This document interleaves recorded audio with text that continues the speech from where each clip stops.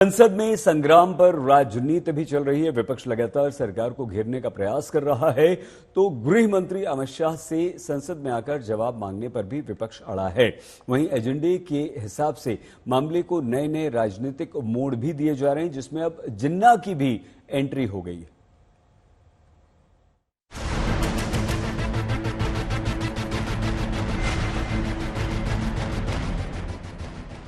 ये बड़ा गंभीर मसला है। लोकसभा अध्यक्ष जी ने इसका गंभीर संज्ञान लिया है।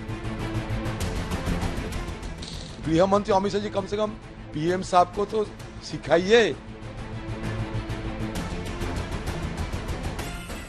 हाउस के अंदर भागना ये उचित नहीं, सिक्योरिटी ब्रीच भी है। हाउस चलाने के लिए वो तैयार नहीं है।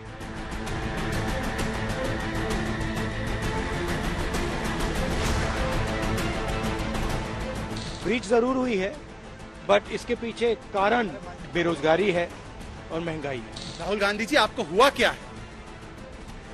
किस स्तर पर आप चले गए?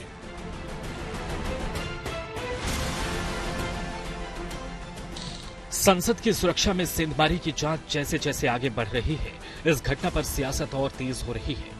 किसी ने इसके पीछे टुकड़े टुकड़े गैंग का हाथ बताया, किसी ने साजिश का टूलकिट वाला कनेक्शन समझाया, किसी ने धर्म वाली एंगल की बात की और अब बात पाकिस्तान और जिन्ना तक पहुंच गई।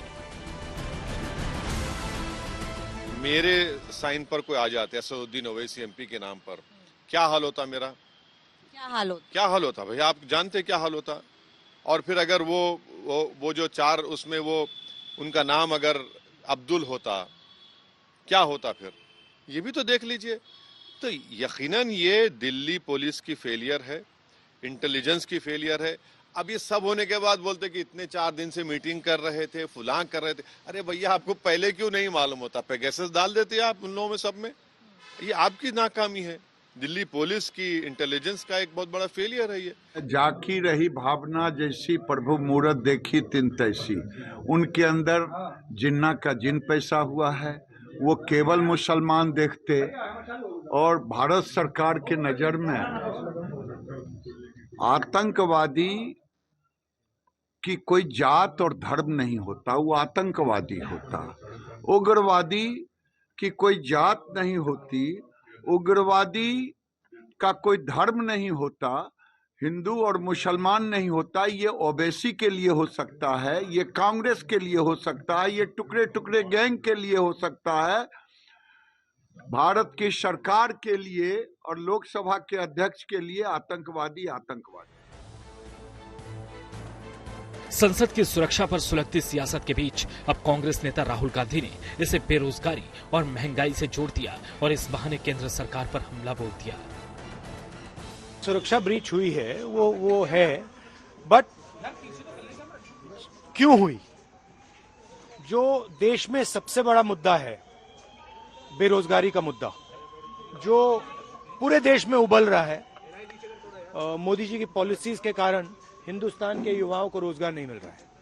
तो ब्रीच जरूर हुई है, बट इसके पीछे कारण बेरोजगारी है और महंगाई है। वो एक ऐसे युवा नेता है जो कई चीजें कह जाते हैं, समझे ना। वो पार्लियामेंट में उनकी पार्टी के साथ जुड़े हुए कुछ लोग, उनकी विचारधारा के साथ जुड़े हुए कुछ लोगों ने वो छलांग मारी है और वो कहते हैं इसका कारण अनएम्प्लॉयमेंट है। अब ऐसे किसका कारण क्या होता है, इसमें मैं क्या करूं? अब वो टिप्पणी देते हैं, लोग हंसते हैं, अब क्या करें। समाजवादी पार्टी के अध्यक्ष अखिलेश यादव भी राहुल गांधी जैसी ही दलील दे रहे हैं। आरोपियों को बेरोजगार बताते हुए सरकार को जगाने की बात कर रहे हैं। नौजवानों के परिवार से जब जर्नलिस्टों ने बात की, तो परिवार के सदस्यों ने बताया कि नौजवान दुखी थे, उन्हें रोजगार और नौकरी नहीं मिल पा रही थी।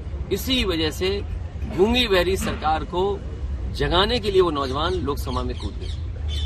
कई जो लोग पकड़ाए हैं उसमें कई कांग्रेस, दूसरे दलों के भी अच्छे मधुर संबंध रहे, ये बात भी उजागर हुई है। तो जांच गृह मंत्रालय उस पर कर रही है। फांसी वाला जो रास्ता तैयार होता है बक्सर जेल में, हमारे यहाँ मैंने आपातकाल में उस फांसी की रस्सी को भी तैयार करने में सहयोग किया था, तैयार किया था। तो ऐसे लोग जो भ्रष्टाचारियों को, आतंकवादियों को, उग्रवादियों को सह देते हैं, तो निश्चित रूप से शिनाख्त करके ऐसे लोगों को गले में उसी रस्सी से बांधा जाएगा ताकि दोबारा उनकी बोली न निकले। उधर दिल्ली पुलिस साजिश की कड़ियां जोड़ने की कोशिश में लगी है। एक एक आरोपियों से पूछताछ कर मामले की तफ्तीश कर रही है। इस बीच सुरक्षा में चुप पर सियासी बवाल लगातार जारी है। विपक्षी नेता गृह मंत्री से संसद में बयान की मांग कर रहे हैं। सिक्योरिटी जो ब्रीच हो गई है, ये गंभीर मामला है और इस पे सरकार ध्यान देना चाहिए। और हम पार्लियामेंट में बार बार ये कह रहे हैं कि होम मिनिस्टर आकर स्टेटमेंट दे। खबर है कि आरोपियों को पास जारी करने वाले बीजेपी सांसद प्रताप सिम्हा का भी बयान दर्ज हो सकता है। इस बीच मैसूर में बीजेपी कार्यकर्ता सांसद प्रदीप सिम्हा के समर्थन में सड़क पर उतर आए हैं। संसद कांड को लेकर विपक्ष ने सरकार के खिलाफ मोर्चा खोल रखा है। वहीं सत्ता पक्ष जांच के बीच सियासी हंगामे पर सवाल उठा रहा है। मुझे लगता है कि विपक्ष ने बहुत छोटी चीज को बहुत बड़ा बना दिया, जबकि उससे बड़ा तो ये था कि कांग्रेस के सांसद के घर से बेनामी 400 करोड़ की संपत्ति मिली है। उसका जवाब तो किसी ने दिया नहीं और वह केस दब जाए, इसलिए संसद की सुरक्षा के विषय को जबरदस्ती, जो कि इतना बड़ा इश्यू नहीं है।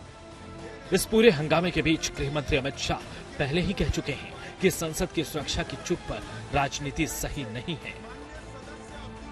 देखिए, ये बड़ा गंभीर मसला है और लोकसभा अध्यक्ष जी ने इसका गंभीर संज्ञान लिया है। विपक्ष इस पर राजनीति कर रहा है। मैं ऐसा नहीं कह रहा कि इसमें कहीं ना कहीं कोई चूक नहीं हुई। चूक निश्चित हुई, तभी तो घटना हुई है, परंतु इस पर राजनीति करे। सियासी हमलों के बीच जांच एजेंसियां जल्द पूरे केस का पर्दाफाश करने में जुटी हैं, लेकिन सियासी मोर्चे पर जबरदस्त लड़ाई छिड़ी है। आज तक ब्यूरो।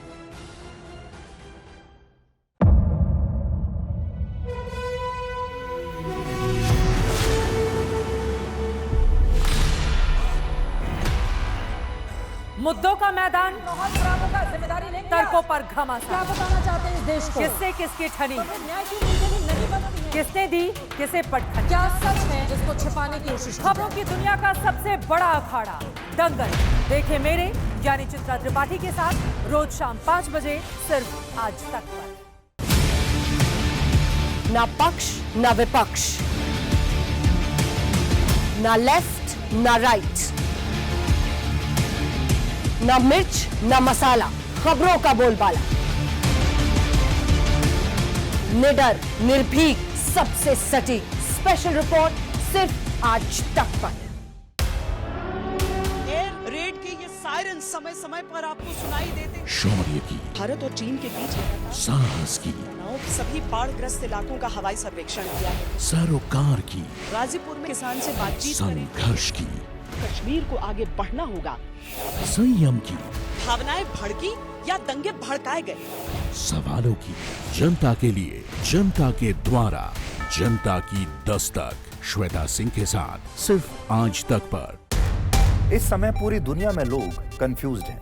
वो समझ नहीं पा रहे हैं क्या सही है क्या गलत है, क्या सच है क्या झूठ है, और ये स्पष्टता हम आपको अपने इस नए शो में देंगे। सब कुछ ब्लैक एंड व्हाइट में बताएंगे। इस शो में मेरे बालों के अलावा कुछ ग्रे नहीं होगा। हर खबर ब्लैक एंड व्हाइट की तरह बिल्कुल स्पष्ट होगी।